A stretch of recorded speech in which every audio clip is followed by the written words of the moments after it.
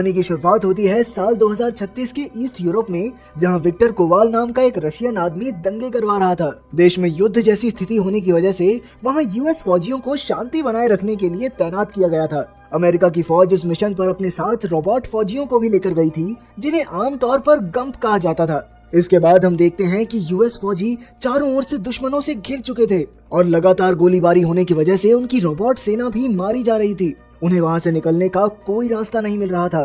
तभी lieutenant heart नाम के एक ड्रोन पायलट को ऊपर से एक गाड़ी दिखाई दी, जिसके अंदर बहुत सारे विस्फोटक थे और वो सीधा अमेरिकन फौजियों की तरफ बढ़ती जा रही थी। उसने इस गाड़ी की खबर तुरंत मिलर को दी और एक मिसाइल से उसे उड़ाने की इजाजत मांगी, लेकिन मिलर ने उसे साफ मना कर दिया, क्योंकि उनके 2 फौजी अभी भी वहाँ फंसे हुए थे और इस धमाके से उनकी जान भी जा सकती थी। अब हार्प ने कैप्टन ब्राइडन से मिसाइल लॉन्च करने की इजाजत मांगी, लेकिन उसने भी इसके लिए इनकार कर दिया। अपने सीनियर ऑफिसर्स के मना करने के बावजूद भी हार्प ने एक मिसाइल से उस गाड़ी को उड़ा ही दिया। इस सब में मिलर की टीम के 2 फौजी मारे गए, लेकिन बाकी के 38 की जान बच गई। लेकिन फिर भी मिलर को हार्प पर बहुत गुस्सा आया। हार्प ने अपने सीनियर ऑफिसर्स के आदेश ना मानकर बहुत बड़ी गलती की थी, इसलिए उसे वहाँ से हटाकर यूक्रेन में मौजूद यूएस मिलिट्री बेस पर भेज दिया गया।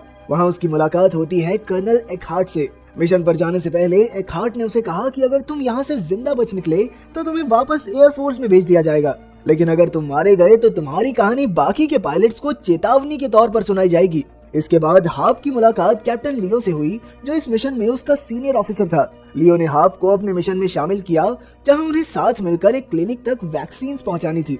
असल में वहां पर एक जानलेवा बीमारी फैल रही थी और वो आम लोगों की रक्षा के लिए ही ये वैक्सीन ले जा रहे थे। इसके बाद लियो ने उसे विक्टर कोवाल के बारे में बताया, जिसने यूक्रेन में बम धमाके करके 25,000 लोगों की जान ले ली थी। इस वक्त विक्टर कोवाल सिस्टेमा पेरीमीटर नाम की एक जगह पर पहुंचने की फिराक में था, क्योंकि वहां पर एक रशियन न्यूक्लियर बम मौजूद था, जिसका इस्तेमाल करके विक्टर न जाने कितने मासूम लोगों को मारना चाहता था। अब लियो ने हार्प को विक्टर को पकड़ने की जिम्मेदारी भी सौंप दी। फिर जब वो मिशन के लिए तैयार हो रहे थे तो हार्प ने देखा कि लियो तो असल में एक एंड्रॉइड सुपर सोल्जर था, यानी कि वो एक इंसानी रोबोट फौजी था। निकलने से पहले लियो ने हार्प को बताया कि उसने हार्प को इसलिए चुना है क्योंकि वो आम लोगों से हटकर सोचने की हिम्मत रखता है। तभी अचानक मिलर और उसके साथी वहां पहुंचे और हार्प को काफी बुरी तरह पीटने लगे, क्योंकि उसकी वजह से उनके 2 साथी मारे गए थे। लेकिन फिर लियो ने बीच में आकर उसकी जान बचाई और दोनों मिशन के लिए निकल गए। रास्ते में हार्प ने लियो को अपनी गर्लफ्रेंड की तस्वीर भी दिखाई और दोनों हंसी मजाक करते हुए आगे बढ़ने लगे। लेकिन अचानक यूक्रेन के लोगों ने उनका रास्ता रोक लिया, क्योंकि वो अमेरिका की फौज को अपनी सरजमी पर नहीं चाहते थे और इसी चक्कर में उन्होंने सड़क जाम कर रखी थी। तभी अचानक गंप ने वहाँ एक गोली चला दी, जिससे भीड़ और भड़क उठी। लेकिन फिर लियो ने लोगों के लीडर से बात करके जैसे तैसे मामला शांत किया। लेकिन उसी पल विक्टर के आदमियों ने यूएस फौजियों पर हमला बोल दिया और वहाँ पर जबरदस्त गोलीबारी शुरू हो गई। विक्टर की फौज ने बम धमाके करके कई गंप्स को नष्ट कर दिया, इसलिए लियो और हार्प को वैक्सीन लेकर पैदल ही निकलना पड़ा। आखिरकार जब वो रेफ्यूजी कैंप में पहुंचे तो उन्होंने क्लिनिक में मौजूद डॉक्टर को वैक्सीन दी, लेकिन उसी समय विक्टर के एक शूटर ने लियो और हार्प की जान लेने के लिए उन पर गोली चला दी और उसका निशाना चूक गया और गोली डॉक्टर और नर्स को जा लगी। फिर लियो ने तुरंत उस शूटर पर वापस गोली चलाकर उसे पकड़ लिया और उससे विक्टर का पता पूछा, लेकिन शूटर ने कोई जवाब नहीं दिया और आखिरकार आम लोगों ने मिलकर उसे पीट पीट कर मार डाला। तब हार्प ने लियो से कहा कि उसे इस सब के बारे में बेस तक खबर पहुंचानी चाहिए, लेकिन लियो कहने लगा कि हमारे पास इतना वक्त नहीं है, इस वक्त हमारा मकसद सिर्फ विक्टर को पकड़ना है। बाद में जब वो ट्रक में बैठ गए तो लियो ने उसे समझाया कि सुपर सोल्जर होने की वजह से उसे कुछ नियम तोड़ने की इजाजत है। इसके बाद वो दोनों सोफिया नाम की एक लड़की से मिले, जो यूक्रेन की ओर से लड़ रही थी। उसने लियो और हार्प को बताया कि यहीं आसपास कुछ खास कोड्स छिपाए गए हैं, जिन्हें हासिल करके विक्टर न्यूक्लियर बॉम्ब्स गिराना चाहता है। इससे पहले कि विक्टर उन कोड्स को हासिल करे, लियो और हार्प को उसे पकड़ना होगा।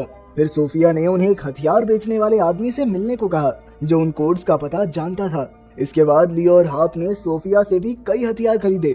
सोफिया ने उन्हें बताया कि ये सारा पैसा युद्ध में अनाथ हुए बच्चों की मदद के लिए जाता है, तो हथियार खरीद कर भी अच्छा ही काम किया तुम दोनों ने।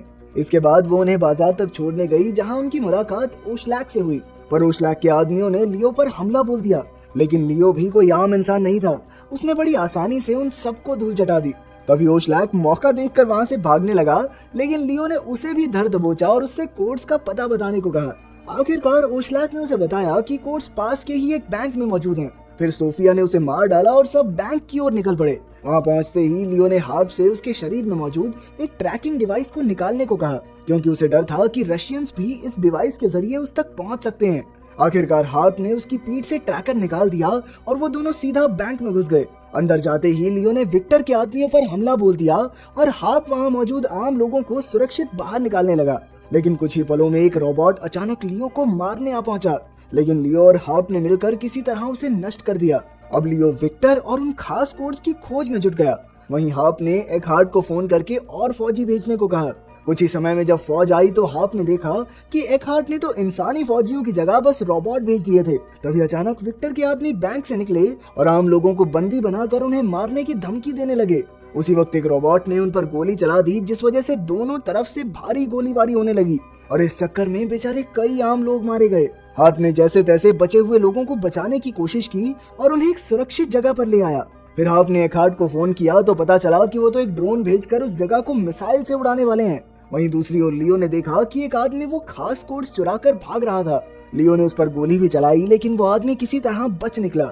लेकिन लियो ने हार मानना तो कभी सीखा ही नहीं। वो उसका पीछा करता रहा और काफी दूर तक भागने के बाद लियो ने उसे धर दबोचा। लियो ने उससे कोड्स के बारे में पूछा, लेकिन बदकिस्मती से ये आदमी विक्टर नहीं था। दूसरी ओर हम देखते हैं कि एकहार्ट ने बैंक पर मिसाइल्स गिराकर सब कुछ तबाह कर दिया था। उसे लग रहा था कि इस धमाके में लियो और विक्टर की भी मौत हो गई है, पर कुछ ही समय में लियो और हार्प इकट्ठे होकर वहां से निकल पड़े। अब हार्प को शक होने लगा था कि लियो के असली इरादे तो कुछ और ही हैं। जब उसने लियो से इस बारे में पूछा तो लियो ने साफ तौर पर कहा कि हाँ, मैं अब तक तुम्हारा इस्तेमाल ही कर रहा था। उसने जानबूझकर हार्प से नियम तोड़वाए ताकि वो सबके सामने ये दिखा सके कि ये बंदा भाई काबू से बाहर है, ये किसी की नहीं सुनता, और फिर लियो अपने मन से जो चाहे वो कर सके। इसके बाद लियो ने हार्प के सर पर जोरदार वार करके उसे गाड़ी से बाहर फेंक दिया और बाद में सोफिया के आदमी उसे उठा ले गए।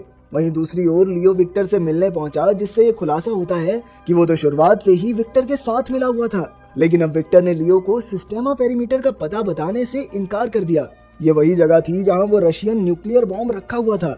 अब लियो के पास कोई चारा नहीं था, इसलिए उसने विक्टर को जान से मार डाला।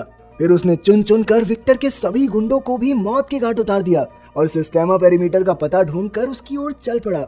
वहीं दूसरी ओर जब हार्प को होश आया तो सोफिया ने उसे बताया कि इस युद्ध में यूएस ने अपनी फौज शांति के लिए नहीं बल्कि अपने फायदे के लिए भेजी है।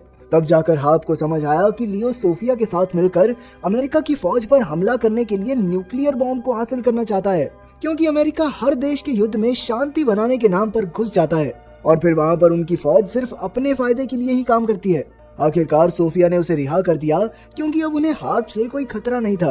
पर हार्प तुरंत फौज के बेस पर पहुंचा और उसने एकहार्ट और मिलर को बताया कि लियो जिंदा है और जल्द ही न्यूक्लियर बॉम्ब तक पहुंचने वाला है। अब हार्प ने बेल नाम के एक ऑफिसर से लियो का पता लगाने को कहा। बेल ने लियो को ढूंढ निकाला, लेकिन वो इस वक्त रशिया की सरहद के पार था, जहां अमेरिका को फौज भेजने की इजाजत नहीं थी। आखिरकार हार्प ने अकेले जाकर लियो का सामना करने का फैसला किया, लेकिन जाने से पहले मिलर ने उसे एक खास हथियार दिया जिसकी मदद से लियो को हराया जा सकता है। आखिरकार हार्प उस पते पर पहुंचा जहां न्यूक्लियर बॉम्ब रखा गया था। वहीं लियो ने तो अंदर कोड्स डालकर मिसाइल को चालू भी कर दिया था, पर जैसे ही हार्प उस कमरे में पहुंचा तो लियो ने उसे देख लिया और उसने हार्प का गला घोंटकर उसे बेहोश कर दिया। इसके बाद लियो ने मिसाइल के बटन दबाए और इसी के साथ न्यूक्लियर बॉम्ब फटने की उल्टी गिनती शुरू हो गई। तभी हार्प को होश आया और उसने मिलर के दिए हथियार से लियो पर हमला करना शुरू कर दिया। कुछ ही समय में लियो का शरीर टूटने लगा, पर तभी लियो ने हार्प को अपने असली मकसद के बारे में बताया।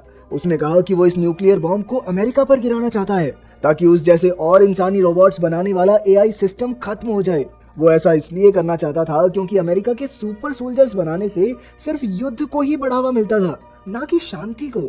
पर हार्प ने इस जगह की जानकारी यूएस बेस को दे दी और उन्हें इस जगह पर मिसाइल गिराकर बॉम्ब नष्ट करने को कहा। आखिरकार एकहार्ट ने मिसाइल दागकर उस पूरे इलाके को तबाह कर दिया, जिससे न्यूक्लियर बॉम्ब भी नष्ट हो गया और अमेरिका में होने वाली तबाही भी बच गई। हम देखते हैं कि हार्प वहां से बचकर वापस बेस की ओर निकल पड़ा और अपनी गर्लफ्रेंड की तस्वीर देखकर उसे याद करने लगा। आखिरकार हार्प का स्वागत एक हीरो की तरह किया गया और एक बार फिर से उसे एयरफोर्स में भेज दिया गया।